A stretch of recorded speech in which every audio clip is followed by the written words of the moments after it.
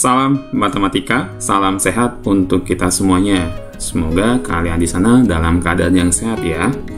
Pada video ini, kita akan melihat batasan materi ajar Matematika SMP kelas 9 sesuai dengan modul pembelajaran jarak jauh pada masa pandemi COVID-19 untuk jenjang SMP. Tahun pelajaran 2021-2022 semester ganjil dan genap. Berikut ini tampilan covernya untuk modul ganjil dan genap. Modul ini bisa kalian dapatkan melalui wali kelas, guru, atau di sekolah ya, atau bisa download link yang ada pada deskripsi video ini.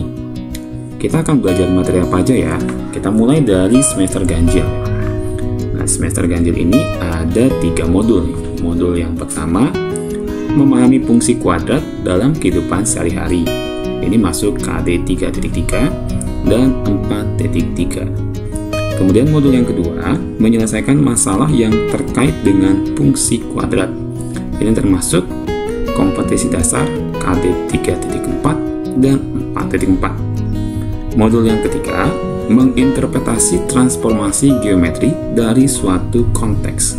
Ini masuk ke KD 3.5 dan 4.5. Kita akan bahas ya untuk setiap modulnya. Modul yang pertama, ini kita sebut bab memahami fungsi kuadrat. Nah, berikut pemetaan kompetensinya. Ini ya. KD 3.3 itu masuk ke kompetensi pengetahuan, KD 4.3 masuk ke kompetensi keterampilan. Nah, ini adalah indikator pencapaian kompetensi yang akan kalian capai pada pembelajaran modul pertama ini.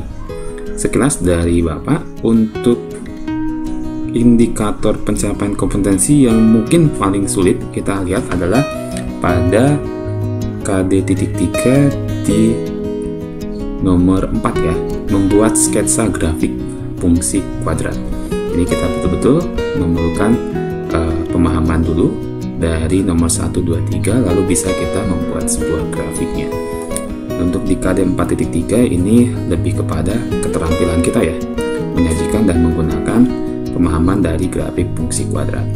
Nah, inilah indikator pencapaian kompetensi yang kita akan capai pada pembelajaran modul pertama. Kita lanjut ke modul yang kedua. Ini kita sebut dengan bab menyajikan fungsi kuadrat.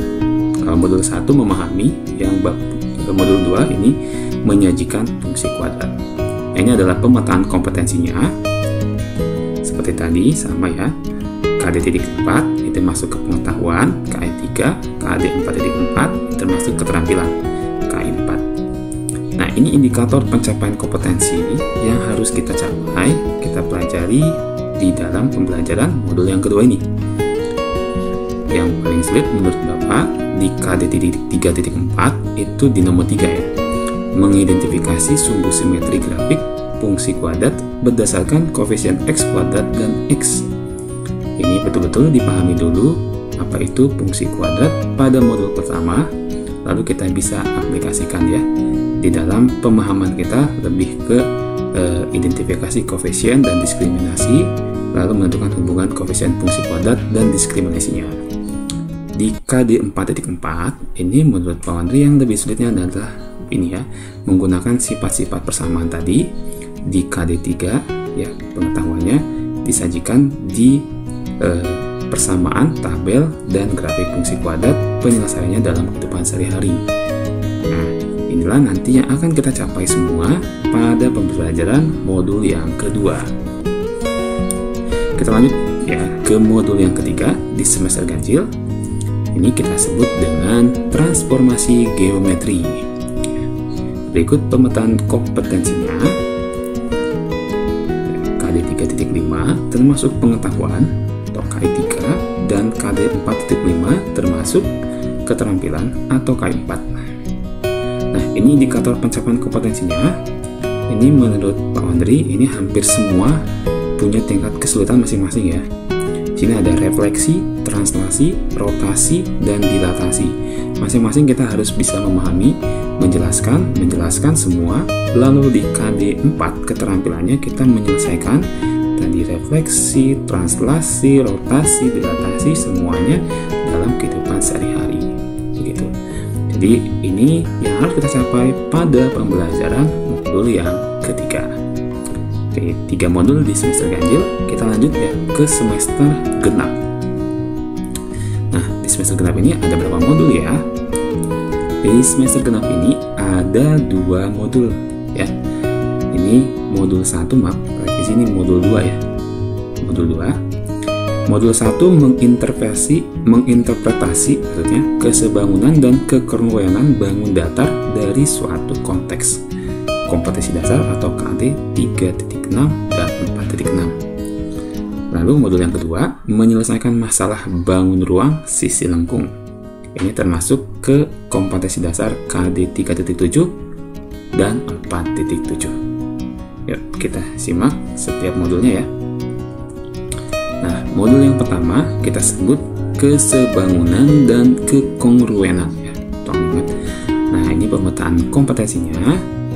Ini seperti tadi KD 3.6 termasuk pengetahuan atau K3, KD 4.6 termasuk keterampilan atau K4. Nah, berikut indikator pencapaian kompetensi yang akan kita capai pada pembelajaran modul pertama di semester genap ini ya. Menurut Pak Undip, yang paling sulit itu adalah nomor 4 dan 5 nih ya. Menjelaskan makna kongruen dan menentukan kekongruenan antar bangun datar. Sama nomor 3 deh, kesebangunan ya. Kesebangunan antar bangun segitiga dan juga bangun datar.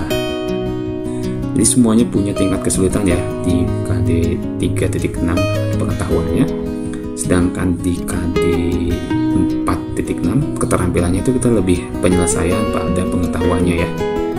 Pada segitiga dan juga pada segi 4 bangun datarnya. Oke, inilah semuanya akan kita capai pada pembelajaran modul pertama kesebangunan dan kekongruenan ya. Kita lanjut ke modul yang kedua atau modul yang terakhir di semester genap ini ya. Nah, ini kita sebut dengan bangun ruang sisi lengkung ya, atau disingkat BRSL. Inilah pemetaan kompetensinya seperti tadi ya. KD 3.7 termasuk pengetahuan, KI 3 dan KD 4.7 termasuk keterampilan atau K4. Nah, inilah indikator pencapaian kompetensi yang akan kita capai pada pembelajaran modul kedua ini. Ini semuanya mempunyai tingkat kesulitan yang hampir sama ya. Bangun ruang sisi lengkung ada 3, tatung, kerucut, dan bola gitu ya. Masing-masing mulai dari unsurnya, mulai dari jaring-jaringnya, luas dan volumenya ya. Dan juga nanti ada gabungan sampai ke percobaan. Nah, KI 4-nya atau keterampilannya ini lebih ke menyelesaikan semua yang pada bangun ruang sisi lengkung ini dikaitkan dalam kehidupan sehari-hari dan gabungan pada bangun ruang tersebut. Nah, ini dia modul kedua sekaligus penutup di tahun pelajaran 2021-2022. Oke, semangat untuk mempersiapkan pembelajaran di tahun pelajaran ini. Semoga kita bisa melaluinya bersama. Salam matematika.